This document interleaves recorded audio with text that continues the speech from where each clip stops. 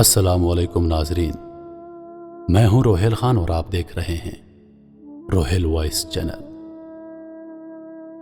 محترم دوستو، آپ نے یہ تصویر کافی دفعہ دیکھی ہوگی، لیکن کیا آپ اس تصویر سے جڑی عجیب و غریب داستان سے واقف ہیں؟ نہیں تو آپ کو بتاتے ہیں۔ مارچ 1993 میں کیون کارٹر نے یہ تصویر کھینچی۔ اس تصویر نے انعام بھی جیتا تھا۔ یہ تصویر best picture of the century قرار پائی تھی۔ کیون کارٹر ایک فوٹوگرافر تھا۔ سوڈان کے دورے پر وہ فوٹوگرافی کرنے گیا تھا۔ یہ تصویر سوڈان میں لی گئی تھی جب وہاں خوراک کا قحط تھا اور اقوام متحدہ کے تحت وہاں خوراک کے مراکز قائم کیے گئے تھے۔ فوٹوگرافر کیون کارٹر کے مطابق وہ ان خوراک کے مراکز کی فوٹوگرافی کر رہا تھا جب راستے میں اس لڑکے کو دیکھا جو کہ انہی مراکز کی جانب جانے کی کوشش میں تھا، لیکن بھوک، کمزوری اور فاقوں کی وجہ سے اس کا یہ حال تھا کہ اس سے ایک قدم اٹھانا مشکل تھا۔ آخرکار یہ لڑکا تھک ہار کر گر گیا اور زمین سے سر لگا دیا۔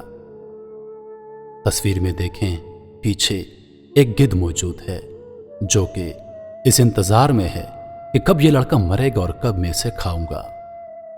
بس اسی منظر نے اس تصویر کو آنسوؤں سے بھر دیا۔ کیون کارٹر نے یہ تصویر نیو یارک ٹائمز کو بیچی اور نیو یارک ٹائمز کے مطابق جب انہوں نے یہ تصویر شائع کی تو ایک دن میں ان سے ہزاروں لوگوں نے رابطہ کیا اور اس لڑکے کا انجام جانا چاہا کہ کیا وہ لڑکا بچ گیا تھا یا پھر مر گیا تھا، لیکن نیو یارک ٹائمز والے خود اس کے انجام سے بے خبر تھے۔ بات یہیں ختم نہیں ہوتی۔ فوٹوگرافر کیون کارٹر جس نے یہ سارا منظر کیمرے کی آنکھ میں قید کیا تھا، وہ اس تصویر کے بعد اکثر اداس رہنے لگا اور ڈپریشن کا مریض بن گیا۔ آخرکار اس میں موجود منظر نے اس فوٹوگرافر کو اپنی جان لینے پر مجبور کر دیا۔ کیون کارٹر نے 30 سال کی عمر میں خودکشی کر لی تھی۔ اس کی خودکشی کا طریقہ بھی بہت عجیب تھا۔ وہ اپنے گھر کے پاس والے اس میدان میں گیا جہاں وہ بچپن میں کھیلا کرتا تھا۔ اس نے اپنے کار کے سلنسر میں ایک ٹیوب فکس کی اور اس ٹیوب کو ڈرائیونگ سیٹ والی کھڑکی سے کار کے اندر لے آیا۔ تمام کھڑکیاں اور دروازے لاک کر دیے اور گاڑی سٹارٹ کر دی۔ گاڑی میں سلنسر سے نکلتا ہوا دھواں بھرنا شروع ہو گیا۔ دھوئیں میں کاربن مونو آکسائڈ ہوتی ہے جو کہ جان لیوا ہوتی ہے۔ اسی کاربن مونو آکسائڈ نے کیون کی جان لے لی۔ اس نے جو تحریر چھوڑی اس کا ایک حصہ یہ بھی تھا کہ درد، بھوک اور فاقوں سے مرتے بچوں کی لاشوں کا مجھ پر سایہ ہے۔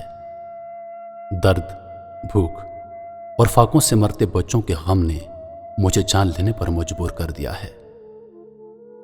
میرے عزیز دوستو، پاکستان میں ہر سال سینکڑوں بچے پانی اور خوراک کی عدم دستیابی کی وجہ سے موت کے گھاٹ اتر جاتے ہیں، لیکن میں اور آپ بالکل بے خبر ہیں۔